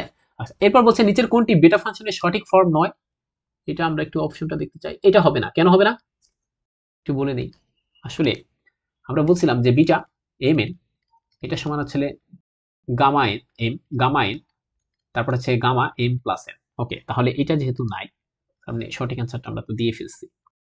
আচ্ছা, এরপরেরটা আমরা একটু যেতে চাই। নিচের কোনটি এটা একটু করে দেখতে হবে আমাকে। 142 নাম্বার আমাকে করে দেখতে হবে, আমি আন্দাজে বলে দিতে পারবো না। আর আমি বড় ক্যালকুলেশন গুলো একটু পরে করব, ঠিক আছে? আমি আন্দাজে বলে দিতে পারবো না। আচ্ছা, এটা আপনারা জানেন যে আমরা এসেনশিয়াল সিঙ্গুলারিটি কখন পাবো, এটা বের করছিলাম। আমরা একটা টেবিল আকারে লিখছিলাম যে লরেন্স সিরিজের যদি আপনার প্রিন্সিপাল পার্টে ইনফাইনাইটলি টার্ম থাকে, তখন ওইটা হচ্ছে আপনার ইনফাইনাইটলি মেনি টার্ম থাকে, তখন ওইটাকে বলা হয় এসেনশিয়াল সিঙ্গুলারিটি। ঠিক আছে? তো আমরা এখন দেখতে হবে চারটার মধ্যে কোনটাতে লরেন্স সিরিজ নেওয়ার পর কোথায় হচ্ছে আপনার ইনফাইনাইটলি মেনি টার্মস থাকে, সেটা আমাকে দেখি তারপর হচ্ছে সিদ্ধান্ত নিতে হবে। ঠিক আছে? তারপরে এটা শর্টকাট আছে, আমি একটু পরে বলে দিচ্ছি। আচ্ছা, এরপর আমরা চলে যাচ্ছে 143 নম্বরে। কি বলছে? আগে লিমিট। তো লিমিটের কনসেপ্ট আমরা পড়াইছিলাম যে লিমিট মানে হচ্ছে আসলে দেখতে হবে যে বসালে কোনো সমস্যা কিনা। হ্যাঁ, 1 - 1 এখানে হচ্ছে 0, তাহলে 0/0 ফর্মে আসে। তাহলে আমি এখানে LHospital রুলটা ইউজ করতে পারি। তাহলে কি করব? 1 1 কে করলে 0, আর এখানে cos কে করলে sin x। ওকে, আর এখানে পাবো হচ্ছে 2x। আবার লিমিট বসাইলে 0/0 ফর্মে আসে, তাই আবার করতে হবে। আবার করলে কি আসবে? -cos x। আচ্ছা, এখানে একটা ব্যাপারটা দেখেন, আমি একটু ভুল করেছি। এখানে তো একটা মাইনাস ছিল, cos কে করলে -sin x আসে, তাহলে মাইনাস মাইনাসে +sin x, +sin x। ওকে, এখন আমি আবার করতে চাই ডিফারেন্সিয়েশন, যদি করি cos x আর এখান থেকে 2, তাহলে এখানে 0 মান হচ্ছে 1, এখানে হাফ আসবে, তাহলে রেজাল্টটা হচ্ছে হাফ। এটা হচ্ছে হাফ আসবে। ওকে, পরবর্তীটা সিম্পল হারমোনিক মোশনে বস্তুটির সর্বাধিক ত্বরণ কোথায় হয়? আমি বলছিলাম এটা ইন্টারমিডিয়েট থেকে পড়ে নিতে, সর্বাধিক সর্বোচ্চ বেগ এগুলো কোথায় পাওয়া যায়। তো সেখানে বলছিলাম যে কোথায় পাওয়া যাবে সেটা আমরা চাইলেই এখন বের করে ফেলতে পারি। কিভাবে? এরকম আমরা ছোট কাজে দেখবেন পড়ছিলাম যে a সমান হচ্ছে -ω²x, ঠিক আছে? এখন সর্বাধিক হইবে কখন? যদি x এর মান সবচেয়ে সর্বাধিক হয়, তাই না? এখন আমাদের ধরেন বস্তুটা এই যে এটা ছিল আমাদের ফিক্সড পয়েন্ট, সবার মনে থাকার কথা, আমি করাইছি। ফিক্সড পয়েন্ট থেকে এইটা হচ্ছে আমাদের সেই এক্সট্রিম পয়েন্ট বা সর্বোচ্চ পয়েন্ট, তাই না? আসলে এক্সট্রিম বিন্দুতে সর্বোচ্চ হবে, এরকম কোনো কথা আছে? মধ্যবিন্দুতে না, সামান্য বিন্দুতে না, সাম্য অবস্থায় উভয় চরম বিন্দুতে, রাইট। এক্সট্রিম মানে চরম, চরম বিন্দুতে। সেটা এখানেও হতে পারে, আবার আমরা তো বলছিলাম এই পাশেও হতে পারে, দুই পাশের, এই কারণে বলছি উভয় চরম বিন্দুতে। ঠিক আছে? তাহলে অপশন আমরা আস্তে আস্তে দেখতেছি। আচ্ছা, পরবর্তীটা একটু যেতে চাই। পরবর্তীতে বলছে এই যে এটা আমরা সব সময় পড়াইছি, এ এক্স স্কোয়ার নয়? হ্যাঁ, এক্স স্কোয়ার 2x স্কোয়ার, এটা কি? জোড়া সরলরেখা, পেয়ার অফ স্ট্রেট লাইন দিয়ে হাজার হাজার লেকচার করাইছে এটা দিয়ে। আসছে একটা অঙ্ক, এটা হইলো। আচ্ছা, পয়েন্ট অফ, আমরা একটু যেতে চাই পয়েন্ট অফ ইনফ্লেকশন। বলছে পয়েন্ট অফ ইনফ্লেকশনের শর্ত কি? পয়েন্ট অফ ইনফ্লেকশন মানে কি আসলে যেখানে আসলে আমরা হচ্ছে কনকেভি, এই ব্যাপারটা কি শোনেন। আচ্ছা, ধরেন আমি একটু বুঝাই আগে। এই যে এখানে, এখান থেকে এখানে এই পার্টটিতে কি হলো? ডিক্রিজ হয়েছে। এরপর এখান থেকে এখানে কি হয়েছে? ইনক্রিজ হয়েছে। তাই পয়েন্ট অফ ইনফ্লেকশন হচ্ছে সেই পয়েন্ট যেখানে আসলে সেকেন্ড ডেরিভেটিভ শূন্য হবে সাথে সাথে। আর একটা কথা মনে রাখতে হবে, সেটা হচ্ছে তার সাইন চেঞ্জ করবে। এই যে এখান ধরেন এখান থেকে এই যে মাইনাস থেকে প্লাস হলো, এরকম ঘটনা ঘটবে, অথবা প্লাস থেকে মাইনাস হবে। তাইলে তাহলে কি বলছিস? পয়েন্ট অফ ইনফ্লেকশন মানে এক নাম্বার কথা হচ্ছে আপনার যেখানে হচ্ছে এই কনকেভিটি চেঞ্জ হয়, তাহলে এটার ব্যাখ্যাটা আমরা এখন কিভাবে দেব? কি কি অপশন আছে দেখি। পয়েন্ট অফ ইনফ্লেকশনের শর্ত হচ্ছে এবং চিহ্ন পরিবর্তন করে, রাইট, এবং চিহ্ন পরিবর্তন করে। ওকে, তাহলে এটা হয়ে গেছে। সেকেন্ড ডেরিভেটিভ শূন্য এবং চিহ্ন পরিবর্তন করতে হবে, ঠিক আছে? ওকে, এবার বলছে ভার্চুয়াল ওয়ার্কের মূল ধারণা হলো, কোথাও কি সাম্য অবস্থা আছে দেখেন তো। ও, ভার্চুয়াল ওয়ার্ক, সরি, এটা হচ্ছে কাল্পনিক স্থানচ্যুতির জন্য বলের কাজ। এটা কিন্তু আমরা বলছিলাম, আপনাদের এটা প্রশ্ন করছিলাম ভার্চুয়াল ওয়ার্ক পড়াইতে গিয়ে, যে ভার্চুয়াল ওয়ার্ক আসলে কেন স্ট্যাটিক্স এর মধ্যে পড়ছে। ওয়ার্ক হইতে গেলে তো আসলে স্মরণ ঘটে, তাই স্মরণ ঘটলে তো আসলে সেটা স্ট্যাটিক্স না বা স্থিতিবিদ্যার মধ্যে পড়ে না। এই প্রশ্নের অ্যান্সার করতে বলছিলাম, এটা কিন্তু কাল্পনিক জিনিস। ওকে, এরপরে যেটা আছে দেখেন, এরপর একটা তো সহজ, এটা হচ্ছে আমাদের প্যারামেট্রিক ফর্মে আছে, x সমান a থিটা, আমরা এটাকে বানাই নিচ্ছি, a sin থিটা গুণ করে দিলাম, আর y সমান দেওয়া আছে হচ্ছে a, আর a cos থিটা। ওকে, এখন এটাকে আমাকে কি চাইছে? dy dx। আমি একটা কাজ করি, আগে এখানে dx d থিটা নির্ণয় করি। আচ্ছা, dx d থিটা নির্ণয় করলে থাকবে হচ্ছে এখানে a, আর এখানে থাকবে হচ্ছে a cos থিটা, তাই না? আচ্ছা, এখানে থাকবে dy d থিটা, এখানে যেটা থাকবে a কে করলে যে 0। আমি কি ভুল করছি কোথাও? না, কোথাও ভুল করছি? না, করিনি। ওকে, তাহলে এখানে 0 পাবো আর এখানে পাবো হচ্ছে a মাইনাস প্লাস হয়ে যাবে sin থিটা। ওকে, তাহলে এখান থেকে আমরা এখন আমাদের দরকার কি? দরকার হচ্ছে dy dx। তাহলে আমি হচ্ছে এটাকে 2 নং ধরি, 2 নংকে যদি 1 নং দ্বারা ভাগ করে দিই তাহলেই হয়ে যাবে। তাহলে dy dx এটা সমান আসবে হচ্ছে a sin থিটা আর এখানে থাকবে হচ্ছে a 1 প্লাস cos থিটা। আমি এটা কমন নিয়ে ফেলছি, তাহলে a কাটা গেল। sin থিটা এটা একটা বিখ্যাত সূত্র, এটাকে লেখা যায় sin 2a। sin 2a মানে হচ্ছে 2 sin a cos a, তাহলে 2 sin a cos a। কেন এরকম করলাম? কারণ এখানে থিটা বাই 2 নামক অপশন আছে আর এখানে 1 প্লাস cos 2a মানে হচ্ছে 2 cos স্কয়ার a। এবার 2 2 কাটা যাবে, একটা cos একটা cos যাবে, sin থিটা বাই মানে হচ্ছে আপনার sin বাই cos মানে আসলে tan, তাই না? তাহলে এটার आंसर হবে tan থিটা বাই 2। ওকে, তাহলে এটা একটু আমরা মুছে ফেলি, গেল এটা। আচ্ছা, এরপরটা কি বলছে? আইগেন ভ্যালু এর সংজ্ঞা অনুযায়ী এ ভি ল্যামডা ভি যদি হয় তাহলে ভি ইকুয়াল হবে আইগেন ভেক্টর। ওকে, আইগেন ভেক্টর এটা আমি পড়াইছি। আচ্ছা, এরপর বলছে কশিস থিওরাম এর প্রয়োগের জন্য কোন সত্যটি আবশ্যক পূরণ করতে হবে? কি? ফাংশনটি একটি সরলযুক্ত অঞ্চলে অ্যানালাইটিক হতে হবে। ওকে, তা আমরা বলছিলাম যে একটা কশিস থিওরাম যদি ওইটার কথাই বোঝায়, আমি তো একটু বাংলা ভাষা একটু বুঝতেছি না আমরা। এটা বলছে যে কশিস থিওরাম অনুসারে যে এফ অফ জেড কে হচ্ছে অ্যানালাইটিক হইতে হয়, যদি অ্যানালাইটিক হয় তাহলে বলছে এর রেজাল্ট আসলে শূন্য হয়। তাহলে আসলে এখানে যেহেতু অ্যানালাইটিক যুক্ত একটা জিনিসই আছে, এই তাহলে এটাই অপশন হওয়ার কথা, কারণ আমি বাংলা একটু কম বুঝতেছি। ওকে, তাহলে ব্যাপারটা এরকমই হওয়ার কথা। আচ্ছা, এটা গেল। এরপর বলছে আমরা পরবর্তীতে যে সেট বি, বি একটা সেট আছে আর এর হচ্ছে আপনাকে কি বের করতে বলছে? ইনফিমাম হলো। আচ্ছা, এর ইনফিমাম কত? সেট আছে বি, তো বি একটা সেট আছে, এই সেটের সদস্যরা হচ্ছে এক্স, তার রিয়েল নাম্বার থেকে আসবে এবং সকল এক্স না, যেই সকল এক্স কে স্কোয়ার করলে 9 থেকে ছোট হয়। এবার আপনারা বলেন তো এই সেটের উপাদান কারা কারা হবে? একদম সহজ না? আমি আপনাদেরকে বললাম বাচ্চা ছেলেদের মতো যে এমন কিছু উপাদান নেন যাকে স্কোয়ার করলে 9 থেকে ছোট হবে। সবাই বলতে পারে যে -3 থেকে বড় হইতে হবে, 3 থেকে ছোট হইতে হবে। এর মধ্যে যাকেই নিব আমি তাকে স্কোয়ার করলে 9 থেকে ছোট হবে। তো ব্যাপারটা এর এলিমেন্ট কারা হবে? -3 থেকে 3 এর মধ্যে হবে না? এখানে ডট ডট ডট আরো আছে। তাহলে বলেন ইনফিমাম চাইছে।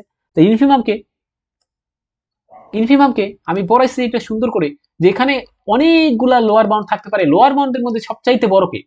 -3। তাহলে এখানে -3 হবে আনসার। ওকে, -3। বাকিগুলো একটু মিশে দেই।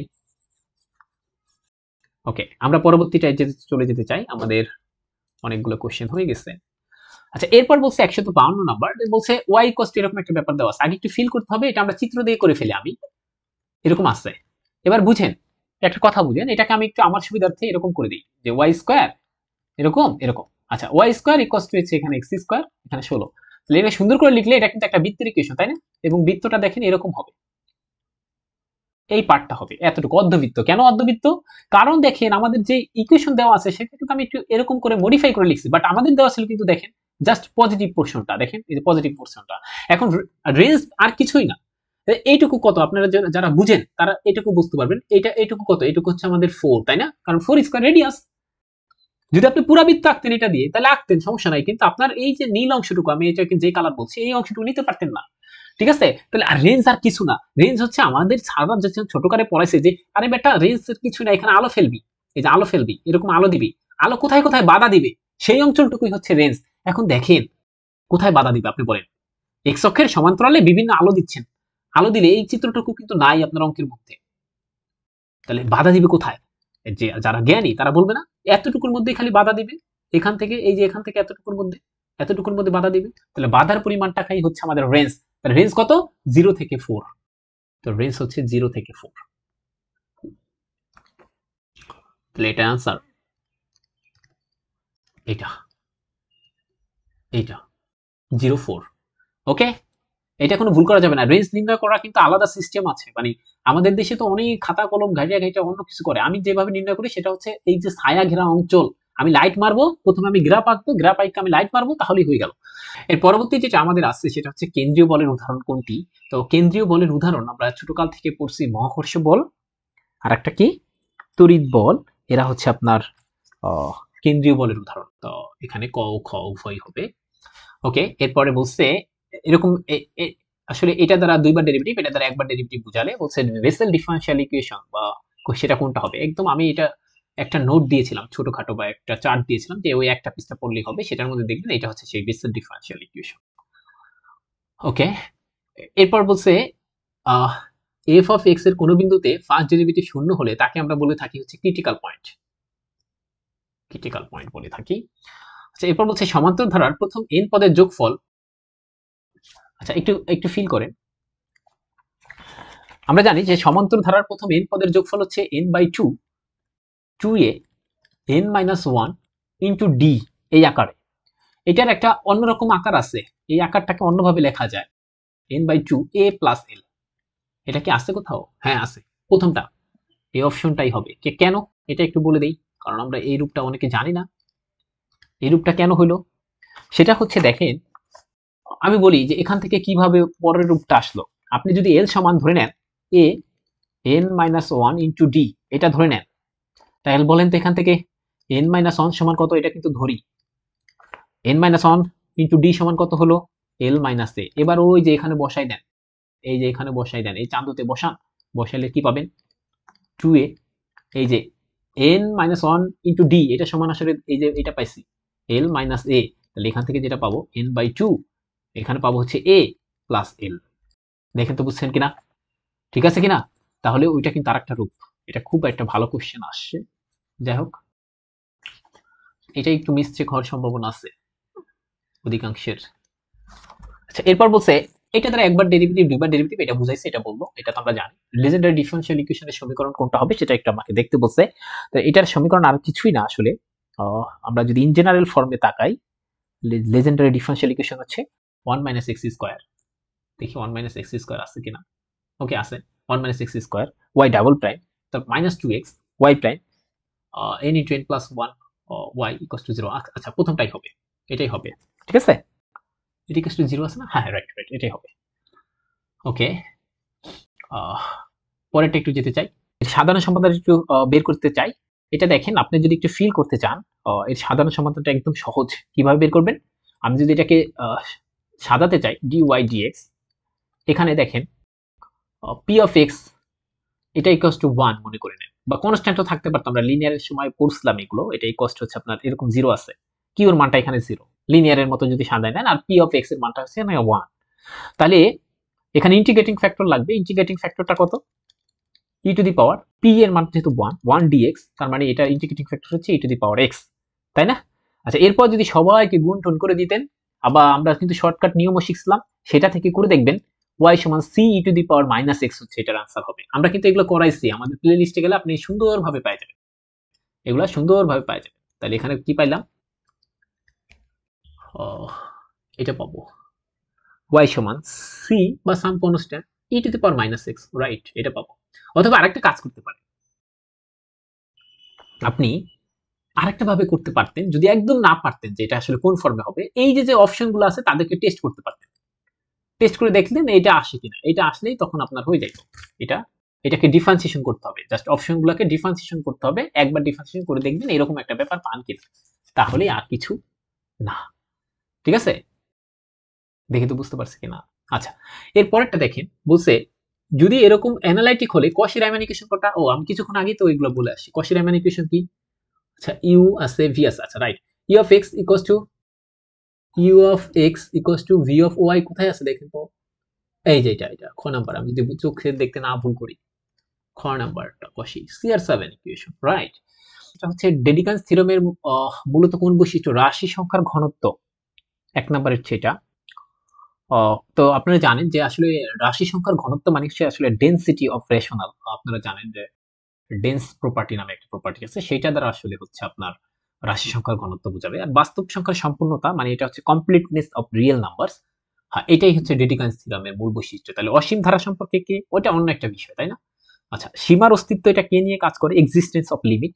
এটা আসলে আপনার কমপ্লিটনেস থেকে আসে, কিন্তু থিওরেমের সরাসরি বিষয় না। ঠিক আছে, এটা সরাসরি বিষয় না, কমপ্লিটনেস থেকে আসে, ঠিক আছে, বাট এটা কিন্তু সরাসরি না। তাহলে ওই ডেডিকান্স থিওরেমের মূলত কোন বৈশিষ্ট্য বর্ণনা করে? সেটা মানে আসলে বাস্তব সংখ্যার সম্পূর্ণতা হবে, এটা হবে অপশনটা, ঠিক আছে? আচ্ছা, এরপর গামা ফাংশন, এটা আমরা তো করাইছি অনেক সুন্দর করে সবাইকে, গামা ফাংশন। তো গামা ফাংশনের ক্ষেত্রে কি আসবে এটা একটু দেখাতে চাই, যে গামা ফাংশনের ক্ষেত্রে কি বলছে। দেখেন বলছে যে গামা ফাংশন আসলে কিরকম, তো আমরা এটা পড়ছিলাম কিন্তু, এবং টেকনিকও মনে রাখছিলাম কি, এখানে 0 থেকে ইনফিনিটি হবে এবং e to the power minus x, এখানে যে এক্স সেই এক্স এখানে এসে বসবে n মাইনাস ওয়ান ডিএক্স। দেখি এরকম কোনটা আছে। তো গামা ফাংশনের ফর্ম এখানে আসলে এটা ঠিক নাই, এটা ঠিক নাই। খ নাম্বার গামা ফাংশনের ফর্ম, তাই না?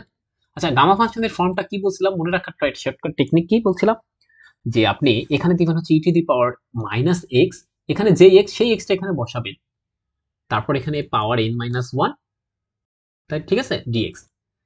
ওকে, এটা আমরা বলছিলাম। ভার্চুয়াল অর্ক শূন্য হলে তা কি নির্দেশ করে? সিস্টেম সাম্যাবস্থায় আছে, তাই না? আচ্ছা, তাহলে এটা একটু করে দেন। সিস্টেম সিস্টেম সাম্যাবস্থায় থাকে। ওকে, বলছে মধ্যাকর্ষণ বল কোন ধরনের বল? গ্র্যাভিটেশনাল ফোর্স, এটা সেন্ট্রাল ফোর্স। একটু একটু শুনে রাখি, আমরা পরবর্তী কোশ্চেনে একটু যেতে চাই। সেটা হচ্ছে বলছে যদি রেসিডিউ শূন্য হয় তবে ফাংশনটিকে কি বলা হয়। তা আমরা বলছিলাম রেসিডিউ মানে হচ্ছে বেয়াদবরা, তাহলে বেয়াদব যদি না হয় তাহলে সেই ফাংশনকে আমরা বলে থাকি অ্যানালাইটিক ফাংশন, বা অন্য ভাষায় বলা যায় রেগুলার ফাংশন। কখনো কখনো আমি বলছিলাম যে রেগুলার ফাংশনটা কি। তো এখান থেকে বুঝতে পারছেন যে রেসিডিউ শূন্য ফাংশনকে আমরা বলবো অ্যানালাইটিক ফাংশন। এর পরবর্তীতে আমরা যেতে চাই, বলছে ল্যাগ্রাঞ্জের সমীকরণ ব্যবহারের সুবিধাটা কি সেটা আমরা একটু দেখতে চাই। তো আগে একটু দেখি কি কি অপশনগুলো আছে। এক নম্বর বলছে এটি কেবল সহজ সিস্টেমে প্রযোজ্য। তো আপনারা জানলে খুশি হবেন যে ল্যাগ্রাঞ্জেস পদ্ধতি আসলে সহজ পদ্ধতির মানে আসলে সহজ সিস্টেমের জন্য প্রযোজ্য না, বরং কমপ্লেক্স এবং মাল্টি পার্টিকেল সিস্টেমের জন্য এটা হচ্ছে, মানে কমপ্লেক্সের জন্য এটা প্রযোজ্য। সহজ কথা এক। দুই নাম্বার কথা হচ্ছে বলছে বল গণনার জন্য প্রয়োজন নাই, রাইট। এটা বল গণনার জন্য প্রয়োজন নাই, কারণ আমরা ওখানে পড়ি, এগুলা আমরা অ্যাডভান্স মেকানিক্সে পড়ি। আমাদের অ্যাডভান্স মেকানিক্সের ভিডিওটা করা হয়নি, আপনারা কিছুদিনের মধ্যে পেয়ে যাবেন।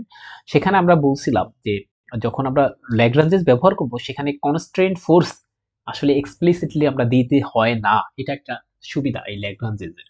তাহলে আসলে বল গণনার জন্য প্রয়োজন হয় না। বাকিগুলো আমরা পড়তে পারি। তড়িৎচুম্বকীয় ক্ষেত্র বিশ্লেষণে ব্যবহৃত হয় না, এটা মেকানিক্যাল সিস্টেমের জন্য ব্যবহার করা হয়। বারবার বলছি, এটা কার জন্য ব্যবহার করা হয়? Mechanical system. আর পরবর্তী যে অপশনটা বলছে এটি শুধুমাত্র স্থির বস্তুতে প্রযোজ্য না, এটি রিজিড বডি বা মুভিং কোঅর্ডিনেট সিস্টেমে প্রযোজ্য। বারবার বলছি। তো আমরা আসলে ইংরেজি না জানলে আমি এই অপশনটা পারতাম না, আমি যদি পরীক্ষা দিতে যাইতাম এটা আমি পারতাম না, কারণ এই বাংলাটা মানে আমরা বাংলায় অভ্যস্ত নাই কারণে। তাহলে আবার কি বলছি, এটা কেবল সহজ সিস্টেমে প্রযোজ্য না। কেন? এখানে কমপ্লেক্স সিস্টেম বা মাল্টি পার্টিকেল সিস্টেমের জন্য সবচেয়ে বেশি উপযোগী ল্যাগ্রাঞ্জেস। এরপর বল গণনার ক্ষেত্রে এক্সপ্লিসিট ভাবে এটা প্রয়োজন নাই, রাইট। এটা তড়িৎচুম্বকের ক্ষেত্রে না, বরং এটা হচ্ছে মেকানিক্যাল সিস্টেমের জন্য।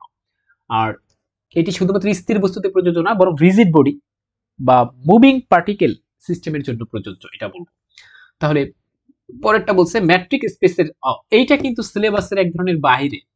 ম্যাট্রিক স্পেস ছিল কিনা আমি জানি না, আমাদের সিলেবাস অনুসারে তো আমি ছিল না, দেখলাম না। তো ম্যাট্রিক স্পেসের জন্য একটা স্পেস মানে আসলে আর কিছুই না, একটা নন এমটি সেট। সহজ কথা, সেই নন এমটি সেটকে আমরা কখন, নন এমটি সেটটা যদি একটা সাপোজ একটা বিশেষ কিছু কন্ডিশন পূরণ যদি করে কারো একটা আন্ডারে, তখন আমরা তাকে বিশেষ বিশেষ নামকরণ করি। তাহলে ম্যাট্রিক স্পেস যখন আমরা পড়াই, আমাদের ম্যাট্রিক স্পেসের প্লে লিস্ট আছে, ভিডিও আছে। তা আমি যখন পড়াই সেখানে বলি যে ম্যাট্রিক স্পেস আর কিছুই না, সেটা হচ্ছে এরকম, সাপোজ একটা সেট নিলাম, একটা ফাংশন, ম্যাট্রিক আসলে একটা ফাংশন, সেটা এম ক্রস এম থেকে আর এ, সেটা যদি এই ফাংশনটা যদি ম্যাট্রিকটা যদি কিছু কিছু কন্ডিশন, চারখানা কন্ডিশন পূরণ করে, তখন ওই non empty set with metric is called metric space. কখন বলবো? সেই চারখানা কন্ডিশনের এক নম্বর কন্ডিশন ছিল এরকম যে ডি এক্স ওয়াই এটা greater than or equal to 0, কারণ ম্যাট্রিক আসলে একটা ফাংশন, সেই ফাংশনটা আসলে ডিসটেন্স মেজার করে, তার ডিসটেন্স কখনোই নেগেটিভ হয় না, সেটা পজিটিভ অথবা 0 হবে, তাই না? দুই নাম্বার যেটা, সেটা হচ্ছে ম্যাট্রিক স্পেসের ক্ষেত্রে এই যে সিমেট্রিসিটি থাকবেই থাকবে। আচ্ছা, তিন নাম্বার কিছু কন্ডিশন আছে, ট্রায়াঙ্গুলার ল, ঠিক আছে?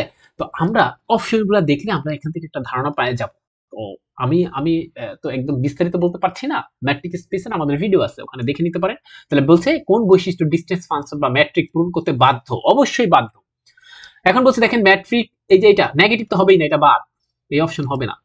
এরপর দেখেন সেটা 0 হবে সবসময়, এটা কি কোনো কথা আছে যে ম্যাট্রিক সবসময় 0 হবে না? বলছে এই যে এখানে এই এক নম্বর অপশন দেখেন, গ্রেটার দেন 0 অথবা 0 হতে পারে, হইতে পারে, নাও হইতে পারে। আবার এটা বলছি না সবসময় কি বাধ্য, এটা গ্রেটার দেন জিরো হইতে কি বাধ্য না, জিরো তো হইতে পারে, তাই কি না? তার মানে সবসময় বাধ্য হচ্ছে খ নাম্বার, মানে সিমেট্রিসিটি মানবে, তার মানে এটার অপশন হচ্ছে খ নাম্বার। অপশন কি বলছি, খ নাম্বার হবে। দেখি তো বুঝতে পারছি কিনা। ওকে, এরপর আমরা পরবর্তী কোশ্চেনটা আমরা একটু দেখতে চাই। বলছে এই যে একটা ফাংশনের কোন বিন্দুতে লোকাল ম্যাক্সিমাম বা মিনিমা আছে। আচ্ছা আমরা একটু দেখি ফাংশনটার ফার্স্ট ডেরিভেটিভ ক্যালকুলেট করবো আগে। 3x স্কয়ার 6x, ফার্স্ট ডেরিভেটিভকে 0 ধরি, তো 3 দিয়ে ভাগ করলে x square minus 2x equals to 0, তাহলে এখান থেকে x কমন নিলে x মাইনাস 2, আচ্ছা ইকুয়ালস টু 0, তার মানে x ইকুয়ালস টু 0 পাইলাম একটা পয়েন্ট, x ইকুয়ালস টু 2 পাইলাম একটা পয়েন্ট। তাহলে কোথায় কোথায় কি কি পয়েন্ট আছে দেখি দেওয়া। x equals to 0, x equals to 2, আচ্ছা 2 আছে, তার মানে 2 তেই পাবেন, আচ্ছা এইটাই পাবেন। আচ্ছা এরপর বলছে আইগেন ভ্যালু নির্ণয়ের জন্য কোন সমীকরণকে ব্যবহার করা হয়। আমরা বলছিলাম ক্যারেক্টারিস্টিক সমীকরণ, ক্যারেক্টারিস্টিক না, দেখি তো বুঝতে পারছে কিনা। ঠিক আছে, এই যে determinant of a minus lambda i equals to 0, এটাকে বলা হয় ক্যারেক্টারিস্টিক ইকুয়েশন। এগুলো আমরা পড়াইছিলাম। ওকে, এখন আমরা পরবর্তীটা যেতে চাই। বলছে y সমান x স্কয়ার এবং x অক্ষের মধ্যে x ইকুয়ালস টু 0 থেকে এত ক্ষেত্রফল নির্ণয় করতে বলছে। দেখি একটু এটার, আচ্ছা এটা কি আমি একটু দেখতে চাই। y equals to x square কার দিকে হা করবে, এই যে এই দিকে হা করবে, এটা হচ্ছে y equals to x square. আচ্ছা এরপর বলছে x ইকুয়ালস টু 0 একটা, তাহলে x ইকুয়ালস টু 0 কে এই যে, আরেকটা বলছে কি x ইকুয়ালস টু কত 2, তাহলে 2 হচ্ছে এইটা। এখন যে এই আর হচ্ছে বলছে দেখেন এই যে x অক্ষের মধ্যে, অর্থাৎ এই যে তিনটা, এই যে কয়টা জিনিস দ্বারা যে আবদ্ধ থাকবে এটা হচ্ছে x অক্ষ, এর মধ্যে যে আবদ্ধ অঞ্চলটা কোনটুকু আপনারা যদি দেখতে চান আমি একটু দেখাতে চাই। এই যে এইটুকু হচ্ছে আপনার এইটুকু হচ্ছে আপনার ক্ষেত্রফলটা বের করতে বলছে, তাই না? এখন আমি হচ্ছে দাগ কাটাকাটির নিয়ম দিয়ে যদি করতে চাই, এগুলো তো আমরা জানি, তো আমরা ইন্টিগ্রেশন করে ফেলি। ইন্টিগ্রেশন করলে আমরা দেখছি যে সব ঠিক আছে, এখানে আসলে এক্স স্কোয়ার যুক্ত আসবে, ডিএক্স আসবে, এখানে আসবে আসলে কত থেকে কত 0 থেকে 2 লিমিটটা, তাহলে এখান থেকে আসবে হচ্ছে এক্স স্কোয়ার আছে। তো এক্স স্কোয়ারকে যদি আমি করতে চাই, এক্স 2 প্লাস 3 থাকবে এখানে, আর এখানে থাকবে 3, আর এখানে থাকবে এরকম 0 2, আর এখানে থাকবে হচ্ছে 8/3। ওকে, এটার আনসার হচ্ছে 8/3। কোথায় গেল 8/3, আচ্ছা 8/3। ওকে, এটা একটু কাইটা দিতে চাই এগুলো। পরবর্তীটা আমরা যেতে চাই। লেজেন্ড অফ পলিনোমিয়ালের ক্ষেত্রে p0x এটা কত। আচ্ছা p আগে একটু দেখেন লেজেন্ড, আমরা তো এগুলো আসলে মুখস্থ রাখতে হয় পুরা, কারণ হচ্ছে আপনি বুঝে গেছেন, বুঝার পরে মুখস্থ না করলে সমস্যা। এই যে pn n, এটার মান হচ্ছে এটা, এটাকে আমরা এভাবে লিখতে পারি 2n 2 two the power n n factorial, এখানে ডেরিভেটিভ হচ্ছে n বার আসবে, তারপর x স্কয়ার মাইনাস 1, এগুলো আমরা একটা শর্ট লিস্ট করে দিয়েছিলাম সেটার মধ্যে আছে। এখন আমাকে চাইছে কত p0x, তার মানে n এর মান 0 বানাই দিতে হবে p0x। এখন যদি আপনি এখানে মানগুলো বসান দেখবেন যে 1 আসবে, ঠিক আছে? তাহলে এগুলো একটু মুছে দিতে চাই, এটার মান আসলে 1 আসবে। আচ্ছা এর পরবর্তী প্রশ্ন যেটা আছে বলছে লেজেন্ডারি ফাংশন কোন ধরনের ডিফারেনশিয়াল ইকুয়েশনের সমাধান। একদম সহজভাবে লিখে রাখেন, লেজেন্ডারি ফাংশন সাধারণত সমাধান দেয় হচ্ছে second order linear differential equation. তো আমরা একটু কোথায় আছে দেখি তো, সেকেন্ড অর্ডার, দ্বিতীয় শ্রেণী, রাইট এইটা। ওকে, পরবর্তী কোশ্চেনে যেতে চাই। সেন্টার অফ গ্র্যাভিটি নির্ণয় কোন উপাদান ব্যবহার করা হয়, এটা একদম এক নজরে বলা যায়, দেখেই ভর। ওকে, পরবর্তীতে বলছে যে ওপেন ইন্টারভাল আছে, একটা রোলস থিওরাম প্রযোজ্য হতে গেলে কোন কোন শর্ত, আমাদের রোলস থিওরামটা পড়াইছিলাম যে ফাংশনটি ধারাবাহিক এবং ডিফারেন্সিয়েবল হতে হবে, আহ, হতে হবে, সাথে সাথে F of A F of B সমান হতে হবে, ফাংশনটি ধ্রুবক হতে হবে, ফাংশনটির ডেরিভেটিভ শূন্য হতে হবে সব জায়গায়, ফাংশনটির মান সব জায়গায় সমান হতে হবে। আসলে এরকম না, এক নাম্বার কোশ্চেন, এক নাম্বার টুকুই এটা, ক নাম্বার আমরা এগুলা পড়াইছি, যাইতে চাই। পরবর্তীতে বলছে একটি ওপেন বলের ডেফিনিশন কি। ওপেন বল এর ডেফিনিশন থেকে, এটা রিয়েল অ্যানালাইসিসের, এবার এটা আসলে পারার কথা না অনেকেই। এরকম যদি একটা বল হয় যে ওপেন বল, ওপেন বল এরকম যদি হয়, এখানে যদি সেন্টার হয়, সেন্টারের নাম দেন ইউ, আর এটার নাম যদি হয় আর, তাহলে বলছে এই যে এটার মধ্যে ইউ আর, এই ওপেন বলের ডেফিনেশন হচ্ছে এর মধ্যে এই সমস্ত এলিমেন্টরা থাকবে। সাপোজ নাম দিলাম ওয়াই, সেই এখন ওয়াই এর কন্ডিশনটা কি, মানে কারা কারা এই ওপেন বলের মধ্যে থাকবে, ব্যাপারটা দেখেন, একটু ফিল করেন। এখানে যদি কেউ চলে যায় সে কিন্তু ওপেন বলের মধ্যে থাকবে না, অর্থাৎ এটা, তাহলে ব্যাপারটা কি, ওপেন বল মানে আসলে সে ক্লোজড না।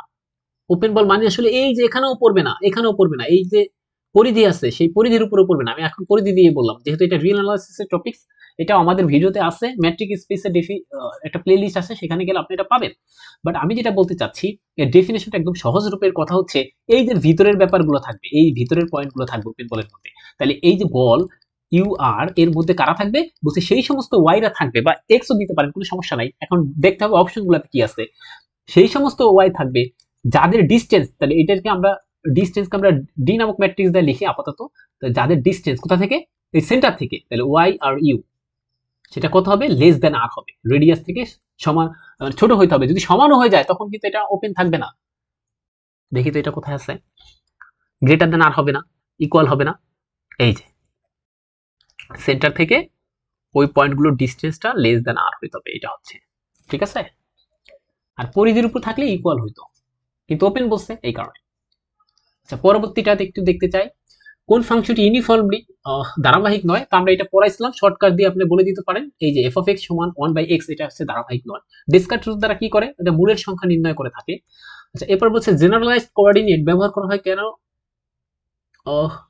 সমস্যাকে সহজ করার জন্য। কেন, কারণ হচ্ছে যে আমরা বলছি কিন্তু যে জেনারেলাইজড কোঅর্ডিনেট আসলে কঠিন জিনিসের জন্য করা হয়, লেগ্রাঞ্জেস ব্যাপারগুলো, তো এটাকে আমরা সমস্যাকে সমাধান করি সহজে করার জন্য। বিটা ফাংশন কি সিমেট্রিক, আচ্ছা কি বলছে, না সব সময় নয়, সব সময় হ্যাঁ, বিটা ফাংশন সব সময় সিমেট্রিক। আমরা পড়াইছি না এগুলা, যে beta function is a symmetric of all time. Beta function সবসময় কি বলছি, সিমেট্রিক হবে। ওকে, আমরা এখন পরবর্তী একটা কোশ্চেনে যেতে চাই। আচ্ছা, এইটার ক্ষেত্রে ইন্টিগ্রেটিং ফ্যাক্টর কোনটা সেটা আমাদের কিছু জানতে চাইছে। ওকে, আমি একটু, আমার কলমটা সমস্যা দেখা দিচ্ছে।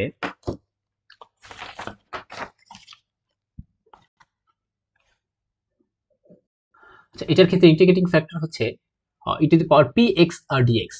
কোথায় আছে, আচ্ছা এটা ক নাম্বার।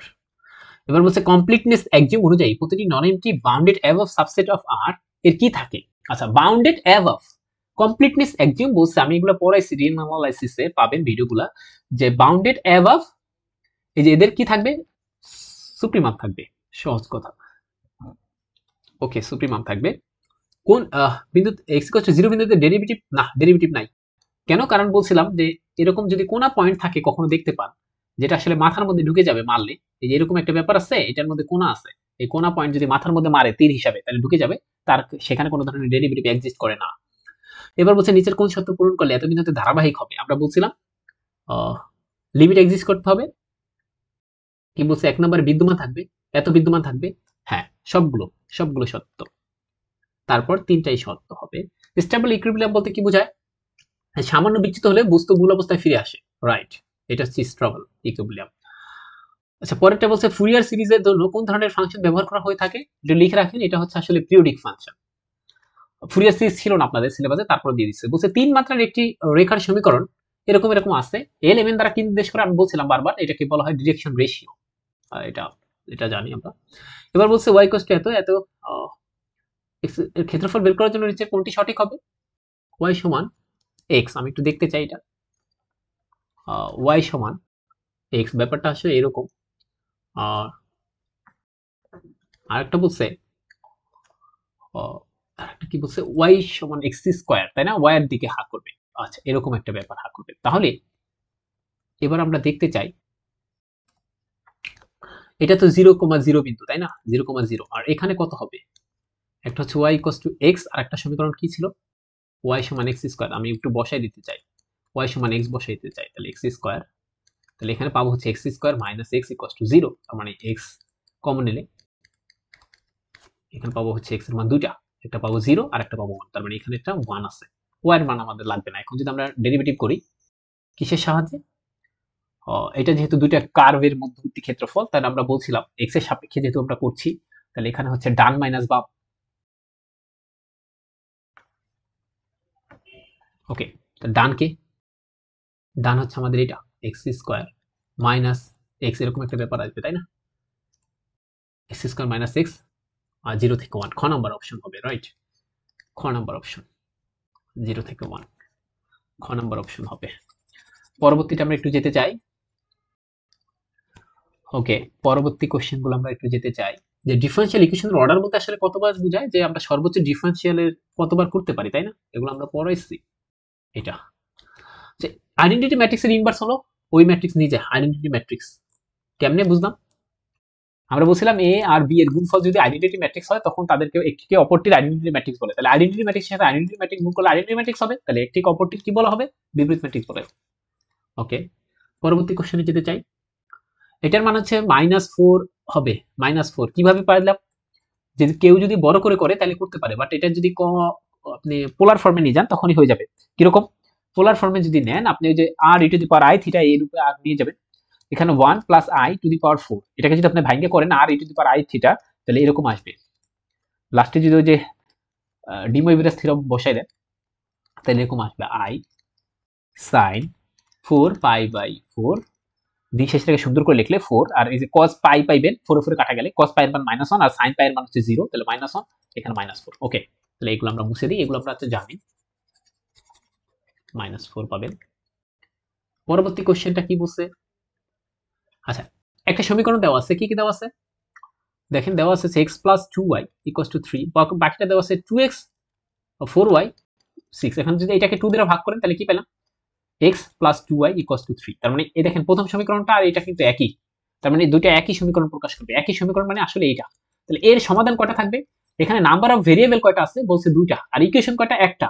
তাহলে নাম্বার অফ ভেরিয়েবল যদি বেশি হয়ে যায় নাম্বার অফ ইকুয়েশন থেকে, তাহলে এর সমাধান থাকে ইনফাইনাইটলি মেনি সলিউশন, মানে অসংখ্য সমাধান থাকে। তাহলে এই ব্যাপারটা আসবে ইনফাইনাইটলি মেনি সলিউশন। কোথায় গেল? অসংখ্য, অসীম সংখ্যক সমাধান থাকবে। আচ্ছা, এবার বলছে তিন মাত্রার সমীকরণের সাধারণ রূপ কোনটি? তিন মাত্রা মানে আসলে ax by plus cz plus d, মানে একটা প্লেনের ইকুয়েশন বোঝাতে চাচ্ছে তিন মাত্রা যদি বুঝায়। ঠিক আছে, তিন মাত্রা। আচ্ছা, বাংলাটা একটু কম বুঝতেছি, এই কারণে একটু সমস্যা। যদি f of z এর সিম্পল প্রুফ থাকে তবে ইন্টিগ্রাল কিসের উপর নির্ভর করবে?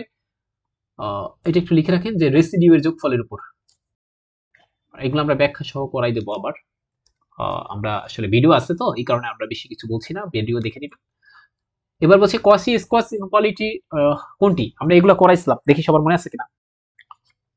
কিরকম ছিল দেখেন, আমরা যেটা পড়াইছিলাম সাধারণ রূপে যে i ইকুয়ালস টু সাপোজ 1 থেকে n, ai আর bi আছে, তাদেরকে যদি এরকম ভাবে হোল স্কয়ার করে দেন, এটা less than or equal to হবে আলাদা আলাদা।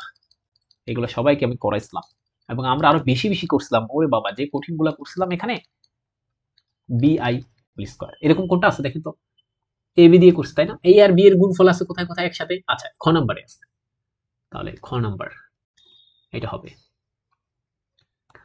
এবার বলছে ax ইকুয়ালস টু b সমীকরণের সমাধান তখনই সম্ভব যদি এর ডিটারমিনেন্ট অফ 0 না হয়, তাহলেই সম্ভব। এটা বিপরীত ম্যাট্রিক্সের সাহায্যে করতে চাই এই কারণে। তো প্রিন্সিপাল অফ ভার্চুয়াল ওয়ার্ক যে প্রবর্তন করেন তার নাম আসলে ল্যাগ্রাঞ্জ। এটা আমরা পড়াইনি, এটা আমরা পড়াইনি। মিন ভ্যালু থিওরেম কি প্রকাশ করে? সবার মনে থাকার কথা, দেখি তো মিন ভ্যালু থিওরেমটা এরকম করে। এরকম একটা ব্যাপার ছিল, f of b minus f of a b minus a, অর্থাৎ মিন ভ্যালু বোঝায় যে অন্তত একটা বিন্দুতে সঠিক ঢাল, সর্বাধিক স্থান, ন্যূনতম মান, গড় মান না, ঢাল সম্পর্কেই বোঝায়। আমি বাংলা বুঝতেছি না এই কারণে এইভাবে লিখে দিলাম, এটা ঢাল। আচ্ছা, মোমেন্ট অফ ইনার্শিয়ার একক কি? এটা তো সবাই পারে, এম আর স্কয়ার, মানে হচ্ছে এম মানে কি? কেজি আর মিটার স্কয়ার, তাই না? ওকে, এইটা তাহলে এইটুক পর্যন্ত ছিল। এবার অনেকে একটু আমি একটু তাড়াহুড়া করেছি কারণ একটু সময় নেই আমাদের হাতে। অনেকের কাছে একটা প্রশ্ন হতে পারে যে আপনি তো আসলে পুরোপুরিটা ব্যাখ্যা করলেন না, তাহলে এটা ভিডিও দেখবো কেন? আমি এই কারণে বলতে চাই যে আমাদের প্লে লিস্ট আছে, সবকিছু পাবেন ওখানে, প্রত্যেকটা জিনিসের প্লে লিস্ট আছে, এখানে যা কিছু আসছে সেগুলো একটু দেখে নিবেন, তাহলে আপনি ভালো করবেন আপনাদের জন্য। এবার যারা হয়নি ভালো, পরবর্তীতে ইনশাল্লাহ ভালো হবে। তো সেই শুভকামনা সবাইকে জানাচ্ছি। আমার জন্য দোয়া চাই, আপনাদের জন্য দোয়া রইল। এটা আমাদের হচ্ছে 49 জন্য একদম শেষ ভিডিও। পরবর্তী কোনো ভিডিওতে দেখা হবে এবং আমরা হচ্ছে একটা ক্যালকুলাসের বিফোর ক্যালকুলাস নামে এবং ক্যালকুলাস 1 আমরা শুরু করতে চাচ্ছি। কেউ যদি ইন্টারেস্ট থাকেন তাহলে আমাদের সাথে যোগাযোগ করতে পারেন। তো সবাইকে স্বাগত জানাচ্ছি এবং ওই কোর্সের জন্য আমাদের চ্যানেল থেকে সবকিছু হবে। আমার জন্য দোয়া চাই, ভুল ত্রুটি ক্ষমা চাই। আর আমি হচ্ছে পরীক্ষা দেইনি, আর যদি ভুল হয় এখানে আমাকে ক্ষমা সুন্দর দৃষ্টিতে দেখবেন। আল্লাহ হাফেজ।